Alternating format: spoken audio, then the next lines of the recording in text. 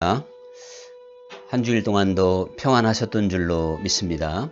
오늘 주일 오후 또한 이렇게 만나 뵙게 되어서 대단히 반갑습니다.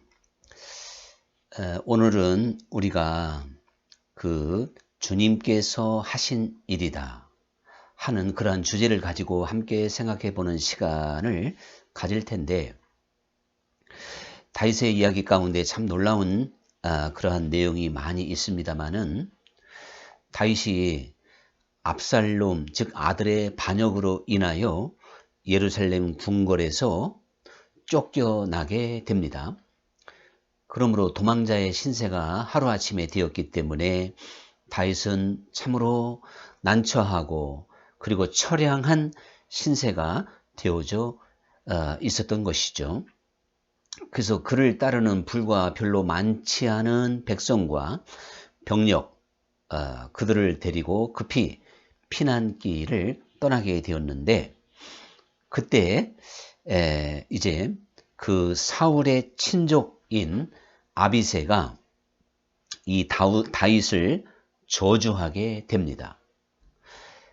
그러니까 이 다윗과 그 신하들이 그 시므이의 저주를 듣다가 이제 그 시므이의 그 저주를 듣다가 군사 그 장군 중에 한 사람이었던 아비새가 제가 저에게로 가서 저의 목을 가져오리이다 하고 다윗에게 말을 하게 되는 것이죠. 그때 다윗은 저가 지금 나를 저주하는 것은 하나님께서 저 시므이에게 시켜서 하는 것이니 저주하도록 내버려 두라 하고 계속해서 피난길을 향해서 갈 때, 비탈길 내내 함께 건너편에서 내려오면서 돌을 던지고 티끌을 날리고 조롱하며 저주하게 되었던 것입니다. 그러면서 다윗이 그런 말을 또 하게 되죠. 오늘날 시므이의 저 저주로 인하여 여호와께서 내게 은혜를 베푸실 줄 누가 알겠느냐. 자, 이 말 속에는 다윗이 분명히 하나님께서 그 저주로 인하여 오히려 자기가 하나님께 은총을 받을 수 있을 것이라고 하는 확신을 가지게 됩니다. 사실 그 시므이가 저주하는 것을 보면서 다윗처럼 이렇게 말할 수 있는, 그러니까 그 사실 자체를 이렇게 진단할 수 있는 사람이 흔치 않을 겁니다. 누가 봐도 다윗은 그것을 감정적으로, 또한 사울의 친족이고 시므이라는 사람의 인격이 성경에 보면 참 야비한 사람이기 때문에 본래 저가 야비한 자가 아니냐 이렇게 하면서 당장 잡아오라고 명령을 내릴 수도 있는 상황, 그것을 이렇게 판단할 수도 있었는데 다윗은 그렇게 생각하지 않고 저 시므이가 나를 지금 저주하는 것은 곧 여호와께서 그에게 시켜서 나를 하는 것이다, 이렇게 지금 진단을 내리고 있다는 사실이죠.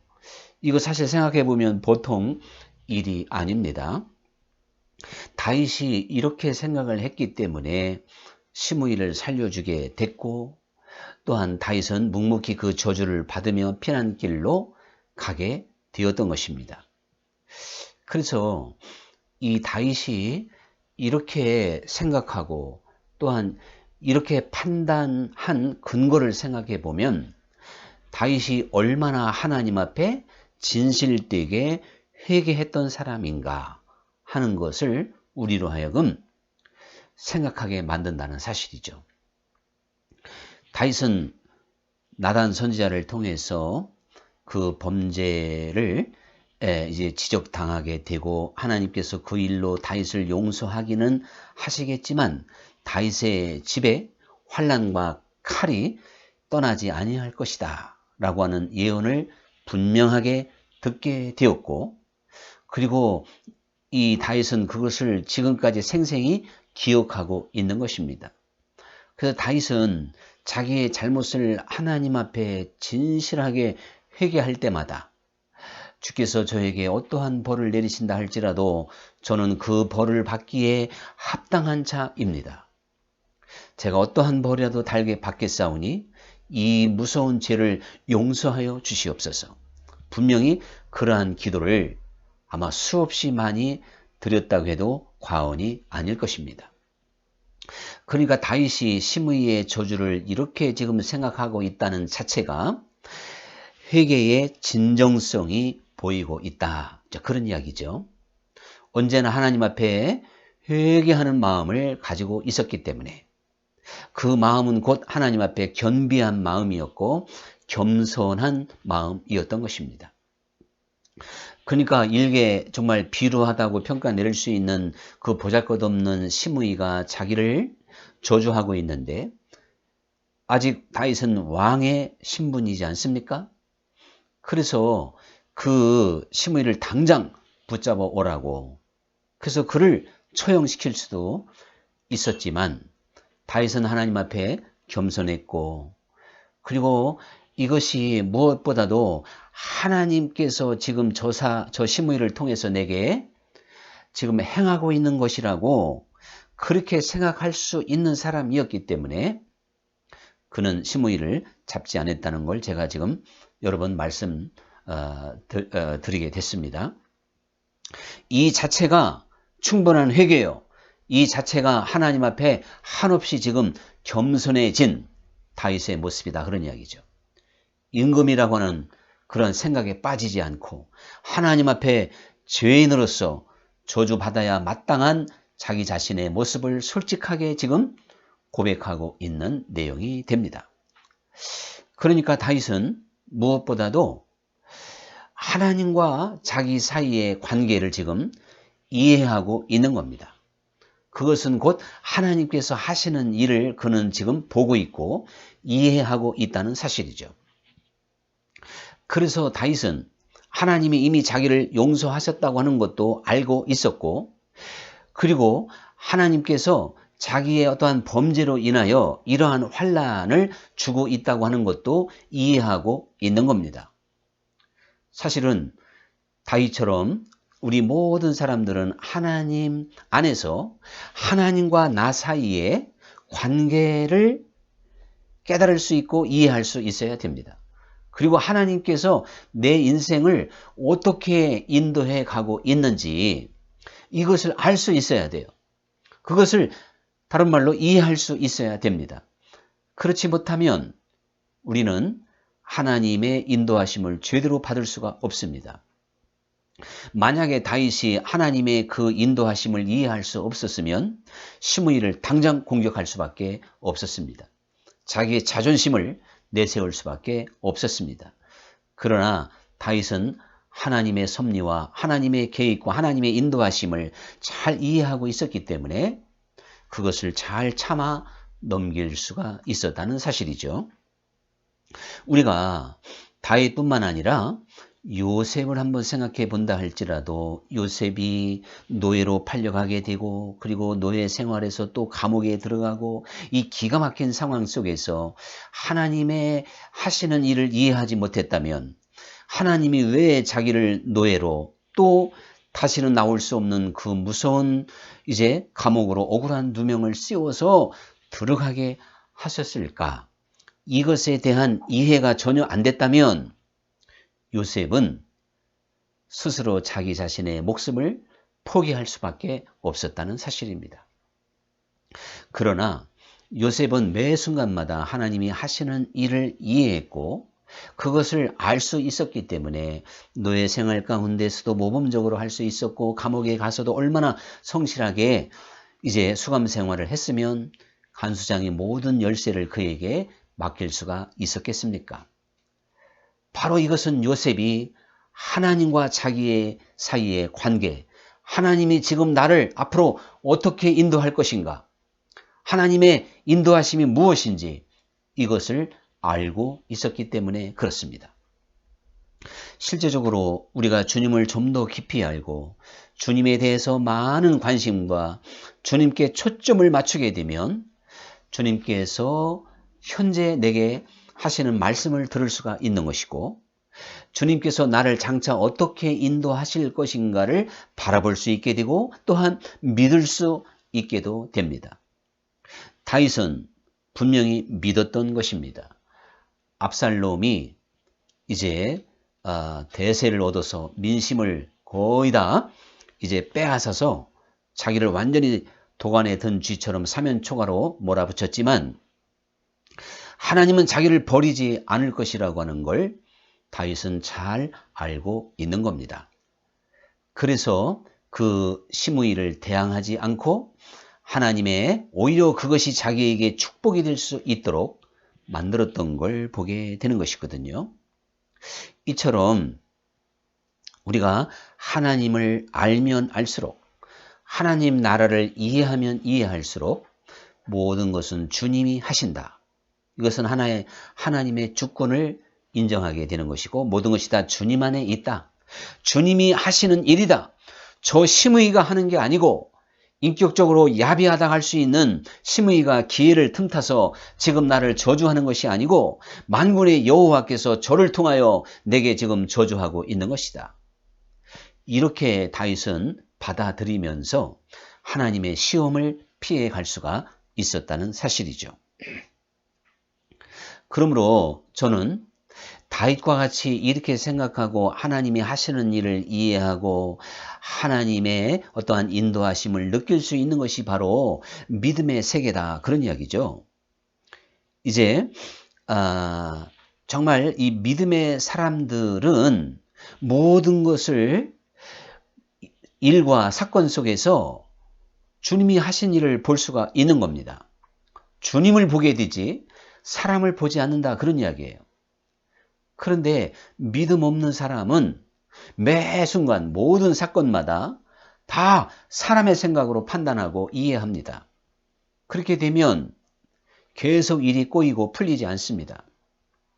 그러나 우리는 사람이 한 것 같지만 이 세상 환경이 한 것 같지만 어떠한 이 세상에 알 수 없는 무엇이 한 것 같지만 결코 그렇지 않습니다. 믿음을 가진 사람이라면 하나님 안에서 바라볼 수 있어야 되고 지금 시므이가 인간적인 계산을 가지고 저주하고 있지만 다윗이 망한 것으로 본 거죠. 600명의 군사밖에 없었습니다. 그를 따르는 백성들은 이제 저 블레셋과 이방 몇몇 소수 민족만이 다윗을 따르고 있었던 겁니다. 이스라엘의 거의 대부분은 압살롬 편에 있었던 거죠. 누가 봐도 다윗은 끝난 거죠. 이러한 이제 계산 속에서 시므이가 저주를 하고 있기 때문에 같이 인간적인 생각으로 그 시므이의 모습을 바라볼 수가 있는 것이거든요. 시므이가 바로 이런 상황을 알고 저렇게 나오는구나. 이것은 바로 인간적인 생각입니다. 다윗은 사람의 생각을 버렸습니다. 자기의 계산을 버렸습니다. 그리고 오직 하나님 안에서 이 사건을 바라보게 되었습니다. 그렇게 했을 때 올바른 처방이 나오게 된 거예요. 이것이 바로 믿음의 사람들이 취해야 될 도리인데 이것을 다른 말로 말하면 우리가 정말 믿음을 가졌다고 하는 건 하루를 살면서 또한 내 인생 전체에서 매 순간마다 하나님께 집중할 수 있느냐. 저는 이 집중이라고 하는 단어를 한번 쓰고 싶습니다. 우리가 하나님 앞에 모든 일 속에서 얼마나 마음을 다하고 뜻을 다하고 힘을 다하고 성품을 다하고 목숨을 다하여 하나님 중심으로 집중할 수 있느냐 없느냐. 이것이 바로 믿음의 세계입니다. 내가 만약에 믿음을 가졌다면 모든 일들을 하나님께 집중시킬 수가 있습니다. 이 다윗처럼 주님이 하신 일이라고 하나님이 시므이를 시켜서 나를 저주하게 지금 하고 있는 것이라고 이렇게 바라볼 수 있다는 사실이에요. 다윗은 지금 참으로 궁핍한 이 상황 가운데서 아주 궁지에 몰린 그 상황에서 하나님께 집중하고 있기 때문에 사람의 생각에 빠지지 않았다는 사실을 기억해야 되는 것입니다. 이렇게 본다면 다윗은 항상 그랬습니다. 전쟁터에 아버지의 심부름 하러 갔을 때 골리앗이라고 하는 블레셋 아주 거인 앞에 맥을 못 추고 완전히 사기를 이제 잃어버린 그 이스라엘을 보면서 다윗은 하나님께 집중하고 있는 사람이기 때문에 상대방이 거인이든지 정말 그 누구도 당할 수 없는 무시무시한 장수가 되었던지 자기는 소년에 불과하다는 것을 생각하지 않고 이런 계산하지 않고 하나님께 집중했던 다윗은 너는 칼과 창으로 나오지만 나는 만군의 여호와의 이름으로 나아간다 하며 사실은요 인간적인 생각에 빠지지 않고 골리앗 앞에 당당하게 설 수 있었던 것이거든요. 또 역시 사울을 2번씩이나 죽일 수 있는 절호의 찬스가 있었지만 역시 하나님께 집중했던 다윗은 사람의 생각에 빠진 게 아니었습니다. 사람의 생각이라면 그 기회를 살려야지요. 그래서 사울을 그저 자기 앞에서 그냥 칼로 벨 수 있는 그 어떤 용변을 보고 있는 등을 돌리고 그건 뭐 식은 죽 먹기 아닙니까? 그래도 다윗은 하나님께 집중하며 살려주게 된 겁니다. 언제나 모든 일을 하나님 안에서 바라볼 수 있었던 실력이 있었기 때문에 다윗이 하나님 앞에 조그마한 것이라도 범죄하지 않을 수 있다는 사실을 우리는 기억해야 되는 것입니다. 또 그죠 이삭이 우물을 팔 때마다 블레셋 사람들이 시비를 걸어서 계속 3번씩이나 옮겨가게 됩니다. 우물은 생명과 같은 것이어서 그 우물 하나를 양보한다고 하는 것은 사실 너무나도 어려운 일이죠. 목숨을 걸 만한 일이죠. 그래도 여호와께서는 다른 곳에 또 샘물을 주실 것이다. 내가 양보하고 싸우지 않고 양보하면 더 좋은 우물을 줄 것이다. 이렇게 하나님께 집중했기 때문에 이삭은 올바른 판단을 하게 된 것입니다. 그때 우물 가지고 싸우면 블레셋과 이삭은 전쟁을 치를 수밖에 없었고 아무래도 이삭이 불리할 수밖에 없는 상황이었던 게 분명합니다. 이처럼 하나님께 매일매일 집중하고 모든 일을 주님 안에서 바라볼 수 있고 판단할 수 있는 이것이 바로 믿음을 가진 사람들의 자세이다 라고 하는 걸 우리는 알아야 되는 것이죠. 이렇게 하나님께 집중하는 것이 진정 사실은 가장 큰 보상을 받는 길입니다. 실제로 그랬지 않습니까? 다윗이 만약에 자존심만 생각하고 시므이의 목을 베오라고 그 목을 취할 수가 있었습니다. 그러면 다윗은 시므이의 목숨은 빼앗았는지 모르지만 압살롬의 반란은 제압할 수 없었습니다. 하나님의 계획은 그렇게 되어져 있었습니다. 이 다윗이 시므이의 저주를 믿음으로 달게 잘 받음으로 하나님은 그것을 옳다 여기고 이 다윗에게 반전할 수 있는 기회를 주시고자 하는 계획이 있었던 겁니다. 다윗은 거기까지 파악할 수가 있었던 것이거든요. 그러므로 우리는 시험을 당할 때, 뭔가 어려운 일을 당할 때 사람의 생각으로 내 방법으로 그것을 해결하면 시므이의 목을 얻는 길입니다.